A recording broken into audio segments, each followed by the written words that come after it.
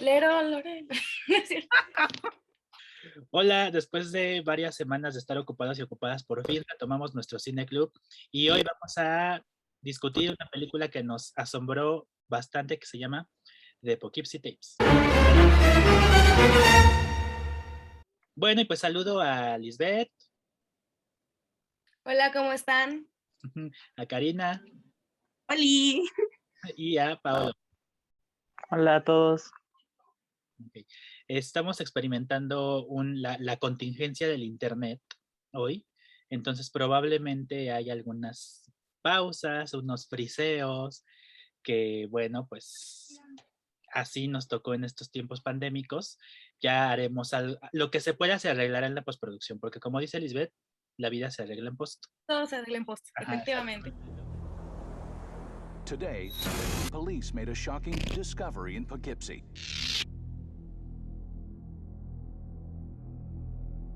A third body was found here today.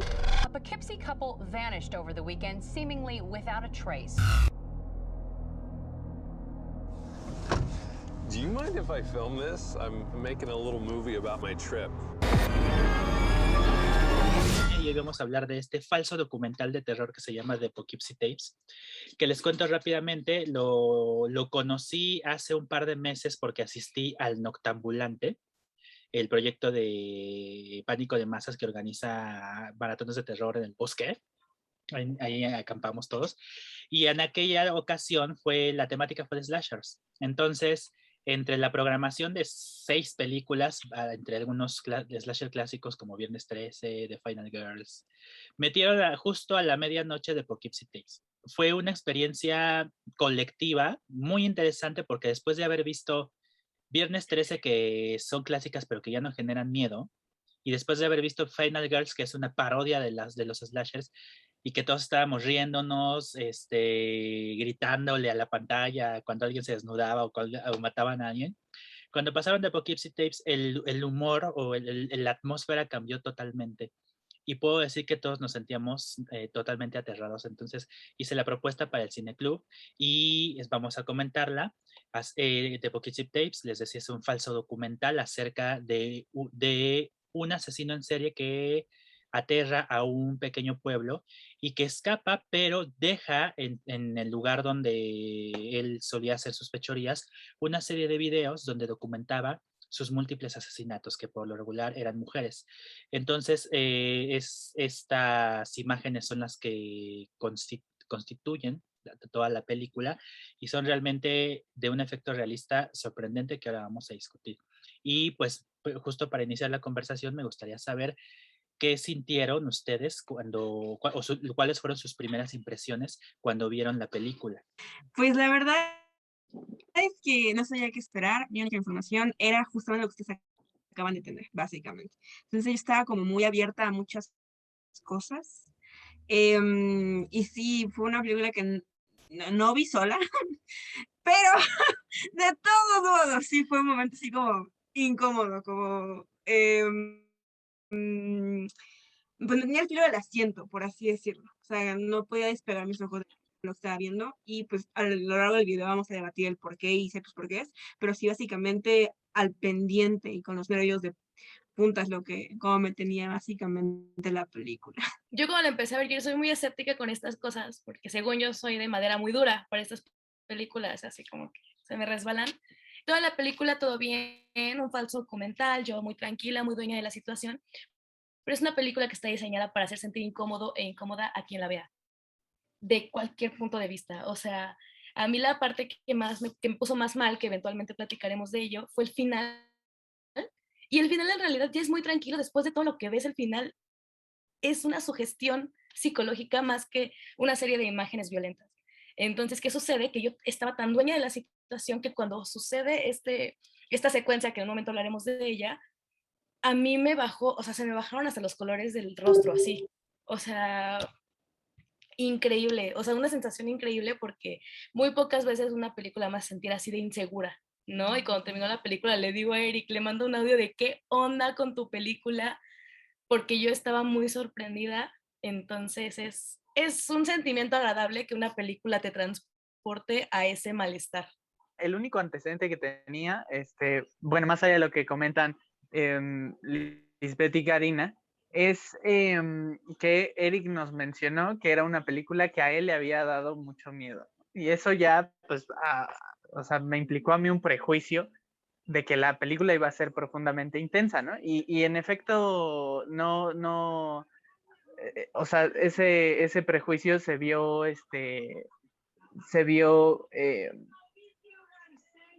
pues sí, conectado con la experiencia al ver la película, ¿no? Me resulta a mí profundamente inquietante. Sí me parece una película con un diseño muy extraño, muy inmersivo, que también despierta esta sensación de morbo, ¿no? Como de seguir ahí viendo una película que te afecta tremendamente. Y bueno, y además me gustó mucho porque me regresó a cierto temor que yo tenía en la infancia, ¿no? Y en general a un temor muy especial que es, y ya lo discutiremos más adelante, pero que es el realismo. O sea, son esas características que hacen de la película algo plausible, algo que podría darse en términos cotidianos, que la hace también terrorífica. Creo que The Poughkeepsie Tapes es una película popular entre los fanáticos de Hueso Colorado del terror, pero he preguntado a otras personas que no son muy cercanas al género y que sí desconocen la película.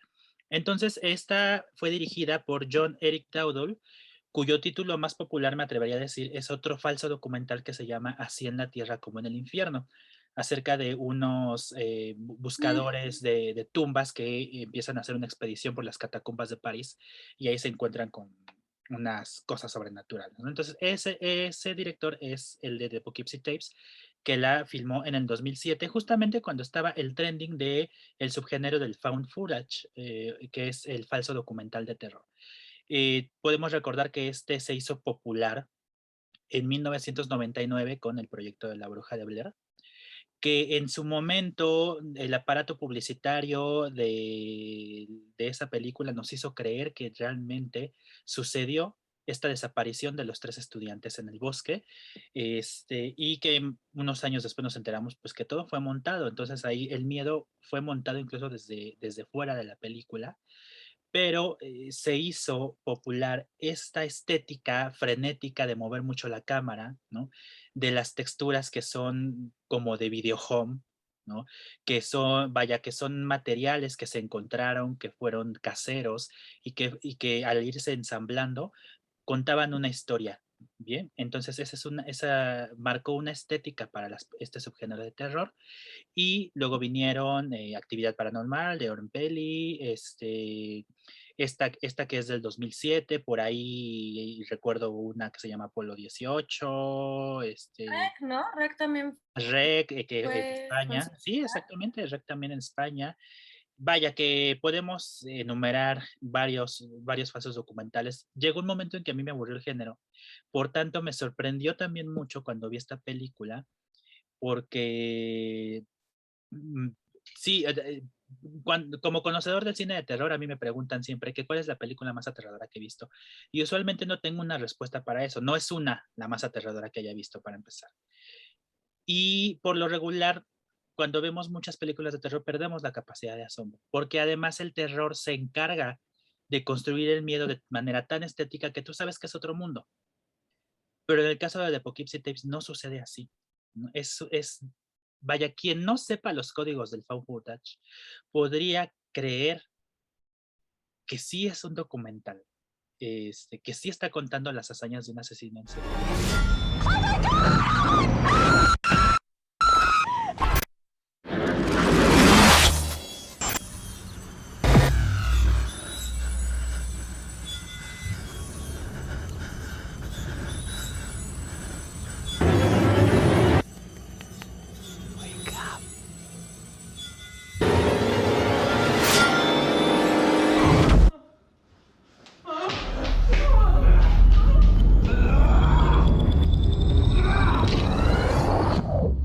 hay ciertas características que me parecen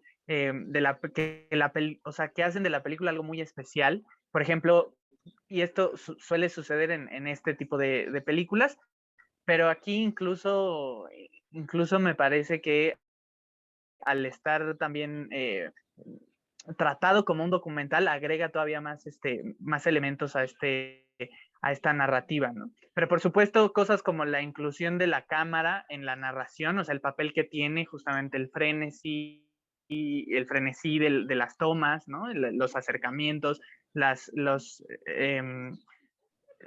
acercamientos a ciertos personajes, a las víctimas, que creo que van construyendo una situación eh, terrorífica, o por ejemplo el sonido, ¿no? El sonido también me resulta de pronto perturbador en algunos momentos. La otra cosa que es importante es la limitación del campo, ¿no? Y eso nos pone como espectadores en un lugar muy especial, porque como estas películas retratan o representan videograbaciones caseras, pues también nos ubica en la perspectiva del asesino, de quien graba las escenas, ¿no? Y eso también creo que es muy especial. Otra cosa que me pareció muy, muy auténtica, o que le dio mucha autenticidad a mi experiencia, es el asunto de la mala calidad de la imagen. Porque eso de pronto le da mucha naturalidad a los sucesos que están ocurriendo en la película. Ese tipo de cosas me parece que logran un efecto tremendo, porque sí, justamente de pronto es una historia muy plausible, sobre todo considerando igualmente elementos contextuales como la situación que existe en Estados Unidos con los asesinos seriales, ¿no? Que también también hay toda una narrativa y una espectacularización de esas historias trágicas, pero que también tienen elementos policiales. Entonces, me parece que hay muchas características de la película que uno puede compaginar o identificar fácilmente en una situación real. Es pertinente comentar que el realismo como movimiento cinematográfico lo podemos entender de varias maneras, ¿no? Porque podemos estar refiriéndonos al realismo que se gestó como movimiento en la posguerra, cuando, por ejemplo, en Italia los directores, al ver a los estudios de cine destruidos, salieron a las calles a filmar. Y entonces este movimiento que creó, que derivó en una estética cinematográfica particular, se le consideró realismo precisamente por estar representando al menos una porción de ese periodo de posguerra que había dejado a las comunidades muy, muy afectadas. Y que entonces hablaba de un discurso social contemporáneo y demás. Pero también podemos, creo, hablar de un realismo como un producto de un manejo estético general del cine. ¿A qué me refiero con esto? A que todo escenario, ¿no?, que se planee en el cine, aunque sabemos que el cine es un mundo aparte, tiene ciertas connotaciones, más bien denotaciones de realidad. Esto quiere decir que un escenario nos debe parecer verosímil, por ejemplo, para que nos podamos adentrar en ese mundo, ¿no? Porque finalmente nos presentan algunos referentes que son reales. El cine no es la realidad, ya hemos discutido eso, pero sí pueden presentarnos algunos referentes reales que nosotros consideremos como verosímiles. Y creo que en ese sentido podemos hablar de ese tipo de realismo. Aquí en el found footage, pues justo esta estética de video home, ¿no?, de video casero, todo que tiene las líneas, ¿no?, los rayones, que se ve muy oscuro, opaco, y que eso es propiamente ya una estética así de la película, una estética de terror. Creo que es lo que genera el efecto realista, ujú, que no logra que separes la película como si fuera un mundo aparte. Pues sí, justamente el también acercarse así como a los videos caseros, a lo documental, respecto a, parece un documental de verdad, es un documental prácticamente, a los que normalmente ves que en los testimonios y que las propias personas, porque hasta incluso me cuesta decir personajes, lo ves como persona que está haciendo tu testimonio, es muy, muy, incluso tiene ese control en el discurso que manejan, no van mucho más allá de lo que un documental mismo tendrá de los entrevistados.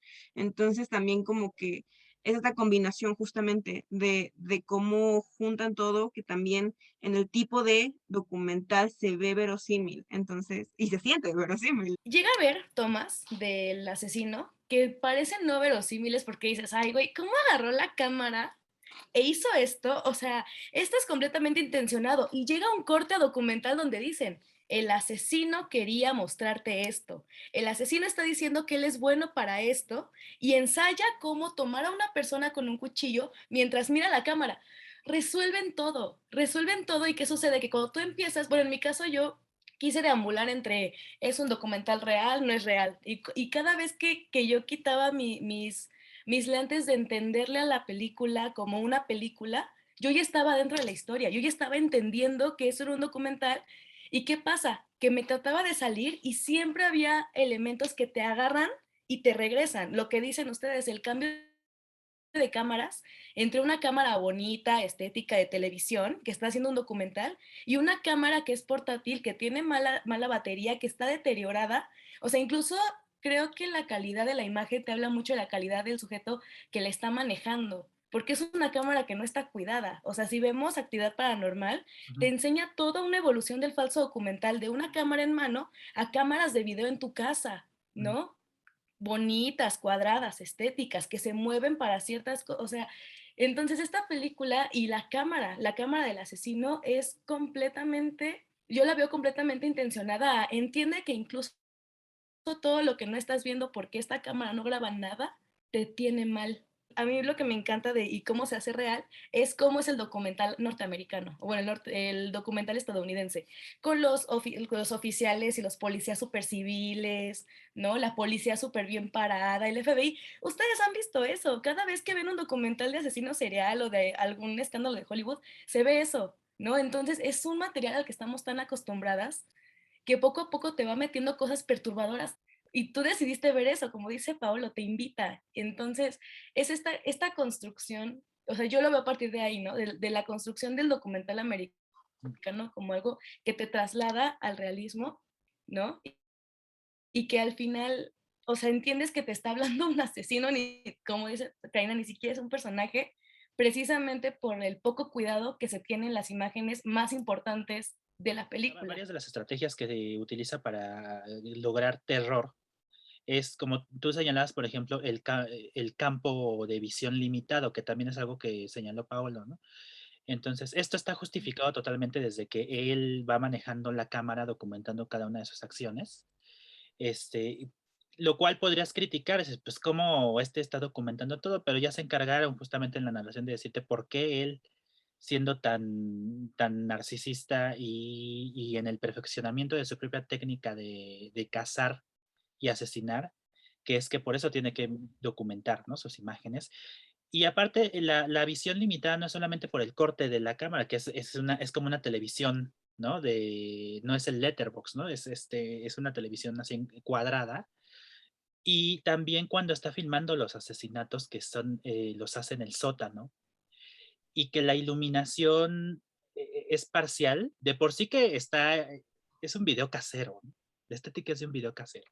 Y en un video casero uno no cuida la luz, pues no estás haciendo cine.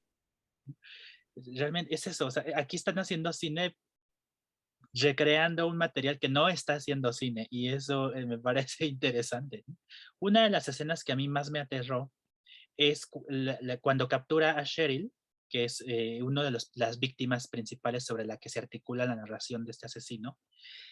Muestran la escena de cuando ya la secuestró, la tiene en el sótano, en una mesa, amarrada, atada por la espalda, así con sus, si mal no recuerdo, las manos las ata a sus pies, ¿no? Por detrás de su espalda.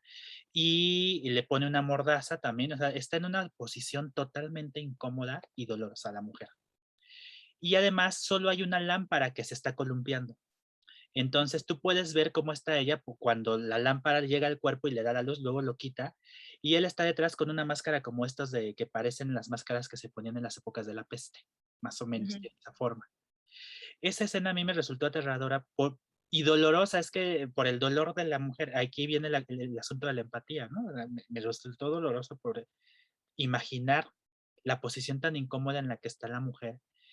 Y también por cómo grita ella, cómo grita él, que le está dando órdenes, ¿no? Que le está diciendo cómo dirigirse a él, ¿no? Porque la quiere, le empieza a esclavizar. Y esta luz que se está columpiando sobre el cuerpo a mí me pareció, digo, no tengo otro adjetivo más que calificarlo como aterrador, me resultó realmente incómodo y en ese momento fue cuando pensé que esto realmente puede pasar. People have come from as far as Lancaster County to search the woods behind the Dempsey's house in the hopes of finding any clues as to the disappearance of their daughter, Cheryl. I spoke with Cheryl's mother today. I'd just like to say to the person who's done this, please bring my daughter back home. Porque sí hemos visto noticias, sabemos de secuestros, pero estamos expuestos y expuestas también a noticias constantes que materializan el terror feminicida. Y entonces, vaya, pensándolo de ese modo, me pareció bastante, vaya, no pude, llegó un momento en el que no podía yo separar realmente ya el género de la ficción, ¿no? De lo que era real. Tan así me pareció el documental de realista, ¿no? Y me imagino que van a enlistar la escena que quiero decir que esa no, que fue la que tú nos enseñaste en una plática previa.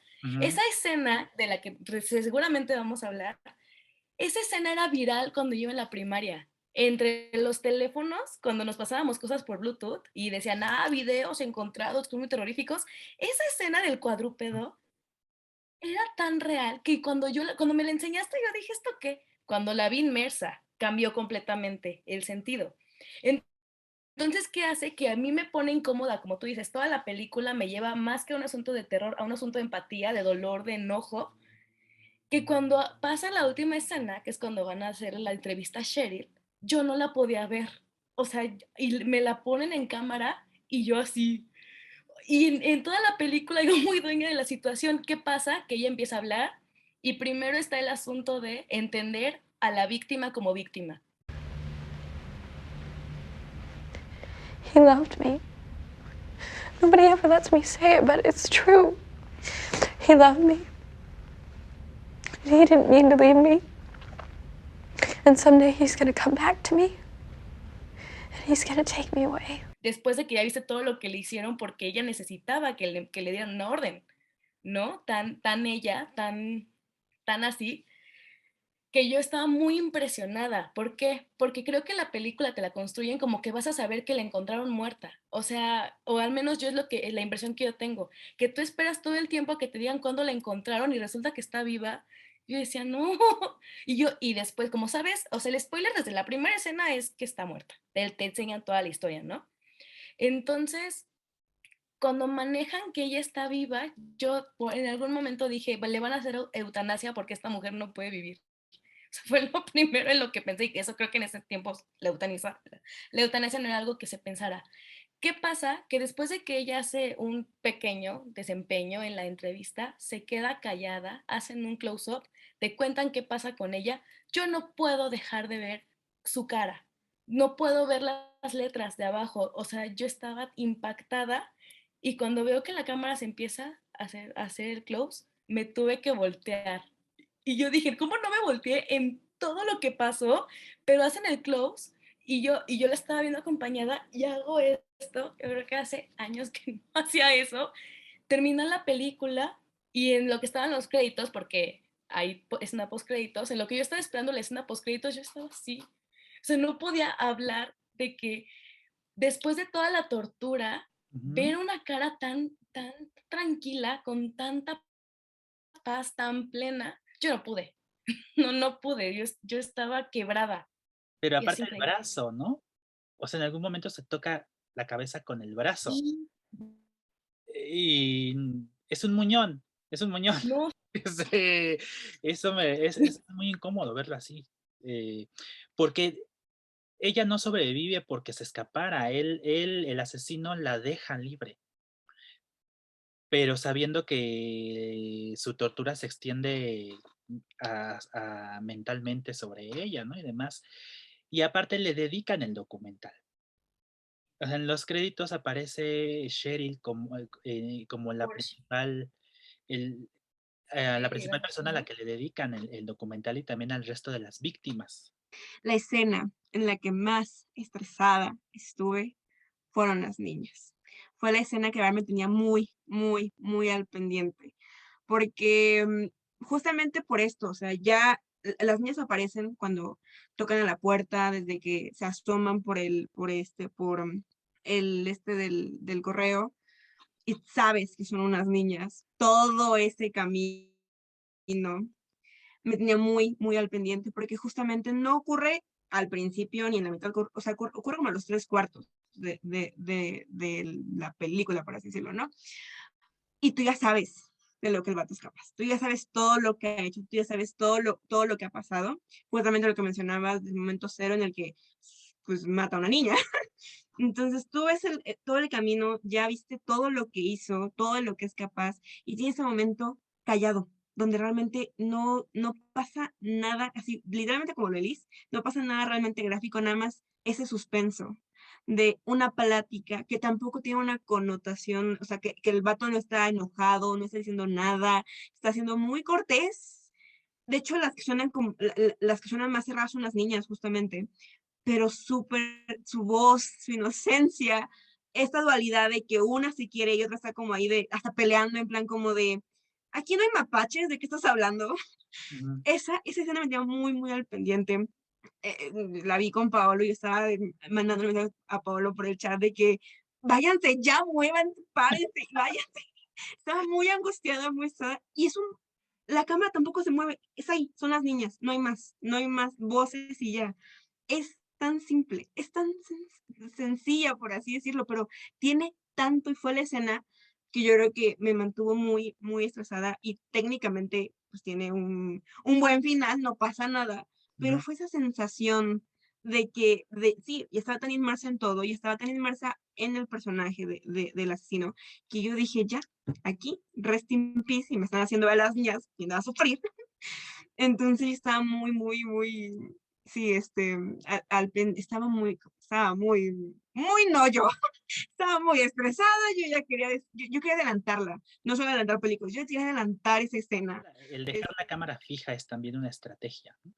Porque siendo el cine imagen en movimiento, uno está acostumbrado a ver los cortes, ¿no? Y que la narración avance, o ver las escenas desde diferentes puntos de vista, pero aquí, pues, siendo que aluden a una estética casera, pues la cámara por lo regular nada más está en una posición, y en esta escena de las niñas ahí se queda. Entonces tú lo que quieres es que avance, que avance, que avance, pero no avanza porque la cámara está estática, ¿no? Igual en las escenas de asesinato en el sótano, cuando viste a las mujeres con máscaras, las máscaras también están de miedo, ¿no? La cámara no se mueve, no se mueve. O sea, no hay posibilidad no hay detalle del cuerpo, no obstante estás viendo cómo las matan, y no hay posibilidad de no ver, porque la cámara sí registra todo el escenario, ¿no? Y esa es otra estrategia, creo que la hace tan aterradora. Otra escena que me llama mucho, que me gustó mucho, es el primer secuestro, el secuestro de la niña, sobre todo por este componente que es la respiración. O sea, la respiración, porque aquí, justamente como es el primer acto de este asesino serial, pues, y lo mencionan, o sea, no sabe lo que está haciendo, ¿no? Es un acto más bien, es un actuar más bien impetuoso, muy reactivo, porque está ante una situación difícil, ahí teoriza, ¿no? En el documental, y entonces ahí creo que juega mucho la respiración, el nerviosismo, esa tensión que se va generando a partir de esos elementos, y que no solo es en esa escena, o sea, hay otros más adelante, visuales y sonoros y de producción, pero bueno, en esa primera me llama la atención. Otra escena que me llamó la atención es toda la secuencia en la que el asesino entra a la casa de Cheryl Dempsey. Me parece que construye mucha tensión y aparte transmite un miedo con el que muchos podrán sentirse identificados, que es el miedo de sentirnos observados.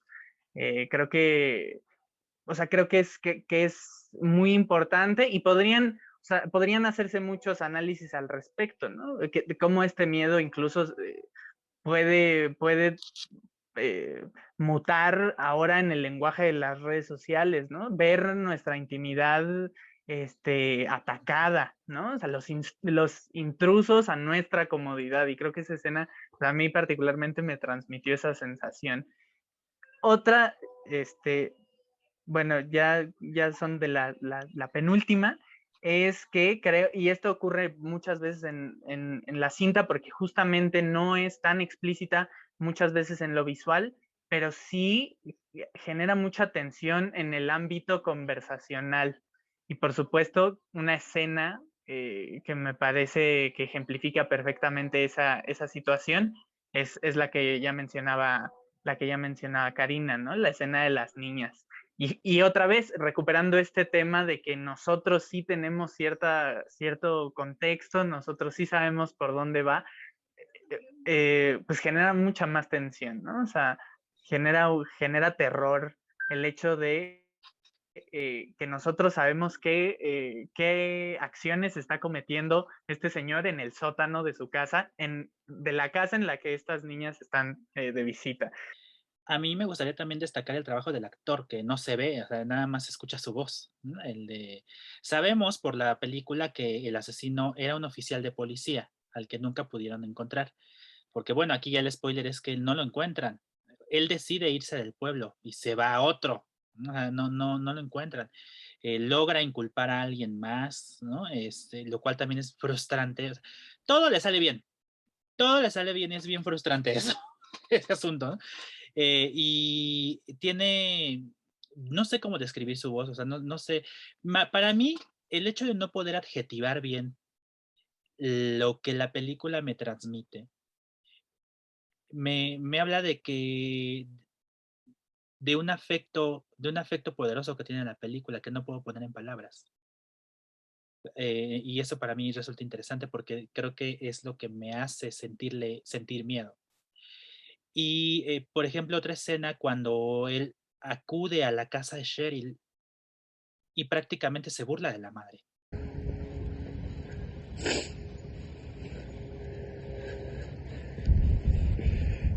If there's anything I can do to help, just please let me know. Thanks.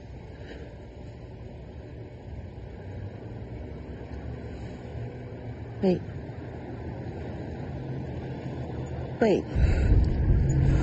Oh my God. Oh my God. Y después lo dice en una entrevista la madre. Me di cuenta que era él, pero no supe qué hacer. Y el tipo con una risa tan sarcástica y burlona, ¿no? Que también me dijo, dije, qué cinismo, ¿no? No sé. Eso también me resultó bastante, que lo quiero resaltar, ¿no? Creo que lo que es aterrador es esta cercanía que la película logra con atrocidades que sabemos sí suceden en el mundo, ¿no?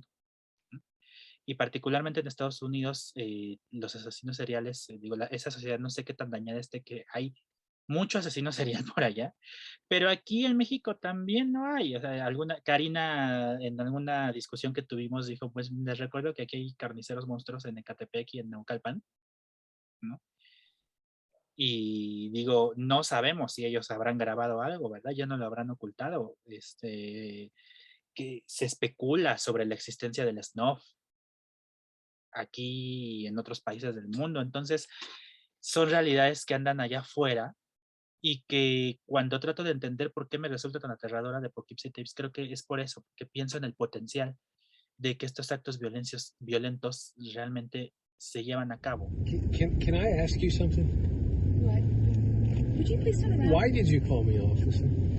Sorry, what do you mean? Well, before you got into the car, you called me officer. Why did you call me that? I thought police liked it when you called them. Well, they do, but I'm not a cop. You're not. No. That's not very funny. Well, I'm not trying to be.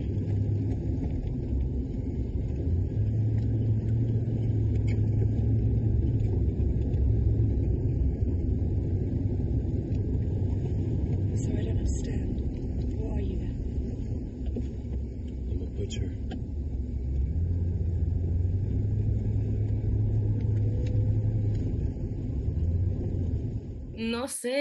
No sé si era ver el no luchar de cada mujer que era víctima, que es otra cosa bien estresante en la película. Normalmente una película en el slasher tenemos a la final girl porque tenemos a alguien que lucha, ¿no? O sea, siempre es como el bien triunfa.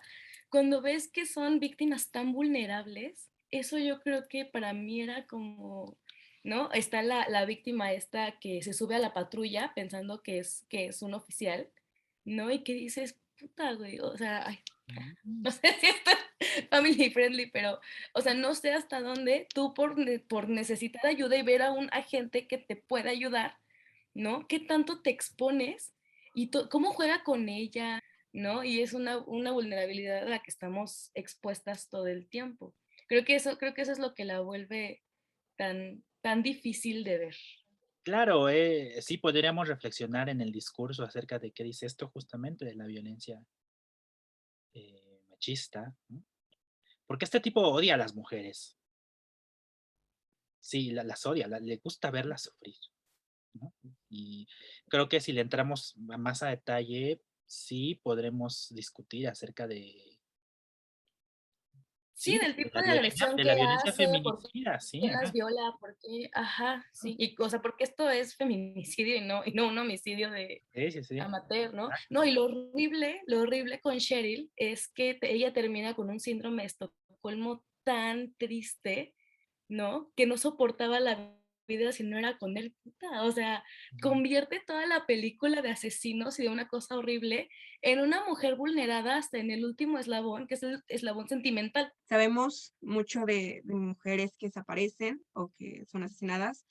Y digo, por mi bienestar mental nunca me pongo a pensar qué les pasó, ¿no?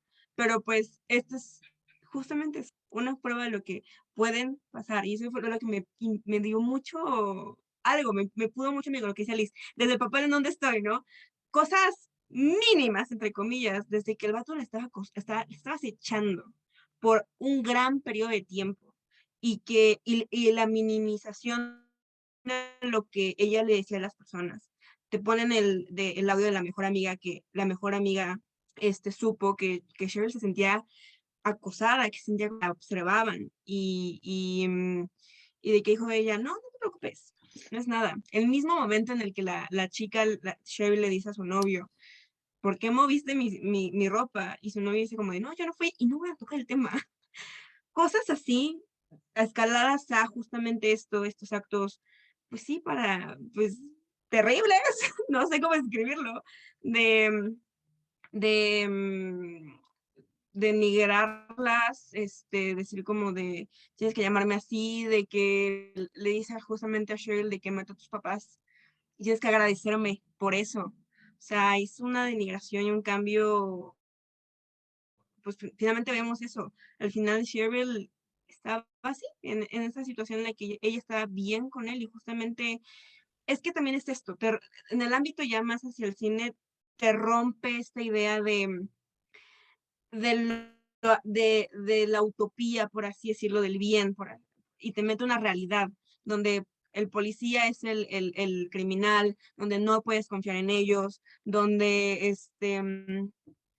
al villano le sale todo bien, que hasta el final pues sabemos que tiene parte de necrofilia y se lleva el cuerpo de Cheryl como probablemente planeó.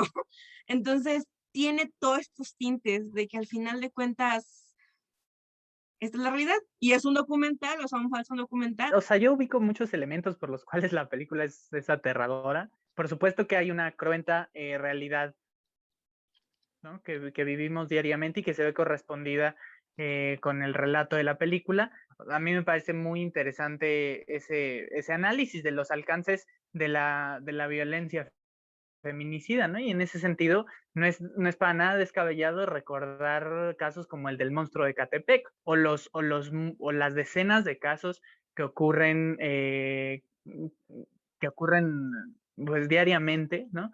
Bueno, no, estadísticamente pues habría que decir mensualmente quizás de este tipo de fenómenos, ¿no? Como lo son los feminicidios, pero no solo eso, sino las violencias, aparte pues me parece que verla ahora en una coyuntura en la que estos temas son mucho más visibilizados y mucho más tratados, pues es interesante, ¿no? Pero bueno, creo que también habría que hacer un análisis posterior en ese sentido. La otra es, por supuesto, los temas que ya tratábamos de la cinematografía, o sea, cómo está articulada la película. Me parece que hay elementos sumamente aterradores. Y yo me quedo con la idea que mencioné anteriormente, estas personas que atacan nuestro confort, nuestra estabilidad, nuestra cotidianidad, la individualidad misma, ¿no? El entendimiento del mundo, lo podemos ver en Cheryl, cómo la cambia, o esta mutación, sí, de su realidad y de su situación psicológica, que a mí me parece tremenda. Y me parece que la película te deja un efecto de desconfianza. Lo que decía Karina, ¿no? O sea, te sitúa en una situación de incertidumbre, que aparte está igualmente muy bien correspondida con la realidad en una sociedad del riesgo, de la paranoia colectiva. De pronto ver esto te sitúa, ¿no? Te sitúa en ese ámbito.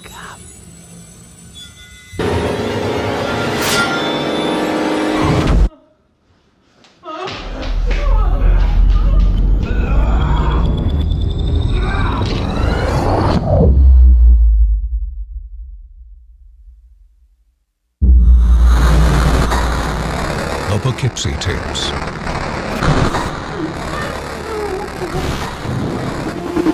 Hablamos de un falso documental, no obstante recordemos, y es importante decirlo, que el cine no es la realidad. Siendo sí, ¿no? Bien, pues muchas gracias. Yo soy Bloody Eric. Gracias, Paolo. Muchas gracias, siempre un placer estar aquí. Gracias, Karina. Igual un placer, este espacio, hablar y espantarnos juntos. Oh, sí, claro que sí. Gracias, Liz. No, pues gracias a ti, gracias por vernos. Vean la película, o sea, no se vayan solo con que les va a asustar. Sí les va a asustar, pero la van a vivir. Es imposible no vivir esa película, es increíble. Así es. Sí, es toda una experiencia sensorial. Y bueno, pues yo soy Bloody Eric y gracias por acompañarnos en el Cine Club. Nos vemos muy pronto. Bye.